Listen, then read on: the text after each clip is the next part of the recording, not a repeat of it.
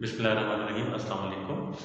आज का हमारा टॉपिक है डायफ्रैक्शन, जिसमें हम एक्सरेज यूज़ करते हैं। डायफ्रैक्शन का इस्तेमाल बहुत सारे पर्पजेज़ के लिए होता है और इसका एक बहुत इंपॉर्टेंट पर्पज़ ये है कि जब हम क्रिस्टल के स्ट्रक्चर को स्टडी करते हैं डायफ्रैक्शन और इंटरफेरेंस के ज़रिए, तो क्रिस्टल के स्ट्रक्चर्स ऐसे होते हैं कि उनके दरमियान डिस्टेंस बहुत ज़्यादा शॉर्ट होता है और बहुत ज़्यादा शॉर्ट होने की सूरत में क्रिस्टल्स के स्ट्रक्चर को स्टडी करने के लिए हम कोई आम लाइट इस्तेमाल नहीं कर सकते।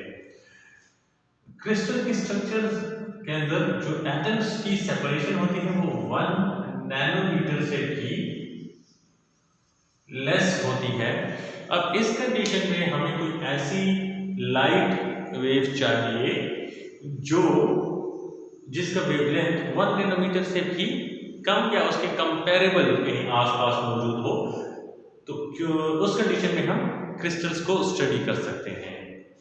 तो इसके लिए फिर हम एक्सरेज का इस्तेमाल करते हैं, क्योंकि एक्सरेज की जो वेवलेंथ है वो 10⁻⁻10 मीटर की डिग्री में होते हैं, यानी ये इतने छोटे होते हैं दिस मच, और ये आसानी से डायफ्रैक्शन करके क्रिस्टल के स्ट्रक्चर को उसके बारे में हमें कुछ ना कुछ इंफॉर्मेशन दे सकते हैं, कुछ आइडिया दे सकते हैं। तो इस दौरान में अगर हम एक्सरेज की डायफ्रैक्शन या इंटरफेरेंस स्टडी करना चाहते हैं, तो चूंकि इसकी वेवलेंथ बहुत छोटी होती है, तो हम यंग्स डबल स्लिट एक्सपेरिमेंट या थिन फिल्म मेथड की मदद से एक्सरेज को डायरेक्टली स्टडी नहीं कर सकते, इनकी इंटरफेरेंस को स्टडी नहीं कर सकते, क्योंकि वेवलेंथ बहुत ज़्यादा शॉर्ट होती है।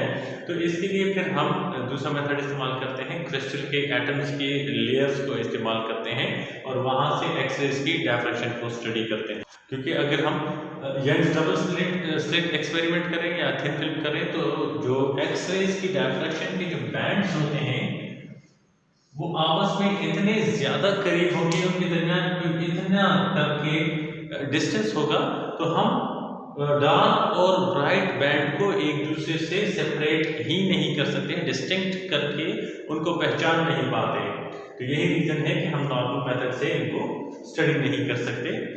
एक कॉमन एक्सपेरिमेंट किया जाता है कि जब एक्सरे के सामने, एक्सरेज की एक बीम के सामने एक क्रिस्टल रखा जाता है कॉमन सॉल्ट का,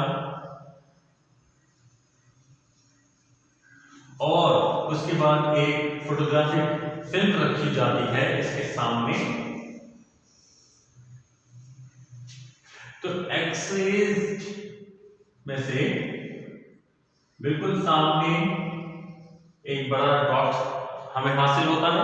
जब भी एक्सरेज फोटोग्राफिक फिल्म से टकराती है, वहां पे ये एक स्पॉट जनरेट करती है, और इसके अलावा इसके इर्द गिर्द एक स्पेसिफिक पैटर्न में और डॉट्स बन जाते हैं।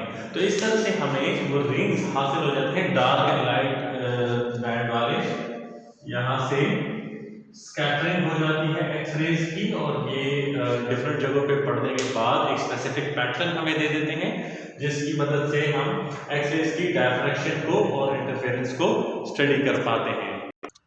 जो जो पॉइंट्स हमें हासिल होते हैं इन सबको लॉ स्पॉट्स कहते हैं।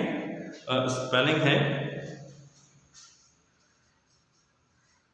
लॉ स्पॉट्स, और ये हर क्रिस्टल के लिए मुख्तलिफ होते हैं, डिपेंड करता है कि क्रिस्टल की नेचर क्या है। मैथमेटिकली इसी चीज को स्टडी करने के लिए हमें एटम के क्रिस्टल के स्ट्रक्चर को एटॉमिक लेवल पे स्टडी करना पड़ता है। लेट्स से ये हमारे पास क्रिस्टल की लेयर्स हैं,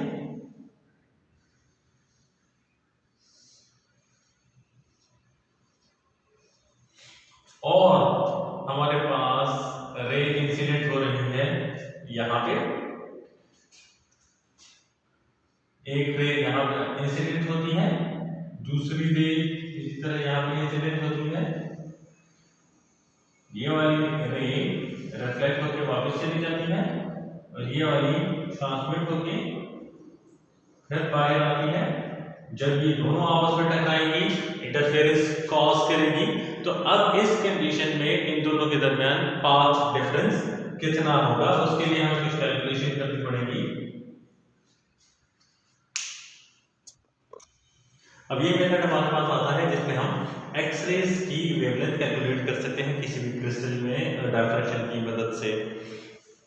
अगर हमारे पास एक इंसिडेंट वेव आती है यहाँ पे और दूसरी वेव आती है रिफ्लेक्ट होकर सेकंड लेयर से टकरा के बाहर जाती है, थिन फिल्म जैसा सिस्टम भी यहाँ पे भी बन जाता है।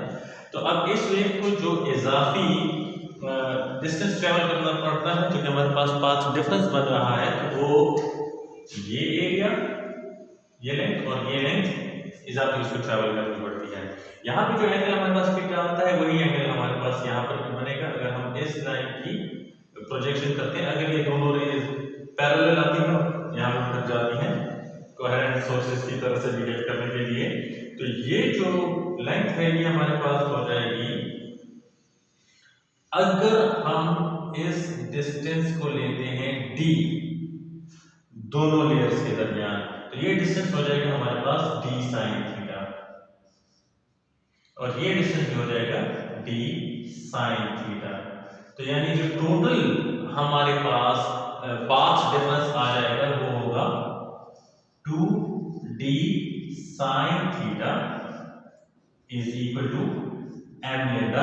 इन केस ऑफ कंस्ट्रक्टिव इंटरफेरेंस हमारे पास ये आ जाएगा 2d sin थीटा। और अगर इन्हीं दोनों में आगे डिस्ट्रक्टिव इंटरफेरेंस करना है तो फिर हम इसको m plus half times lambda में भी शो कर सकते हैं, ये डिस्ट्रक्टिव के लिए हो जाएगा। तो इस मेथड से कंस्ट्रक्टिव इंटरफेरेंस वाली इक्वेशन से ये कहलाता है ब्रैग्स लॉ, और इसकी मदद से हम एक्सरे की वेवलेंथ को कैलकुलेट कर सकते हैं अगर हमें मालूम हो कि क्रिस्टल के लेयर्स के दरमियान आपस में डिस्टेंस कितना है।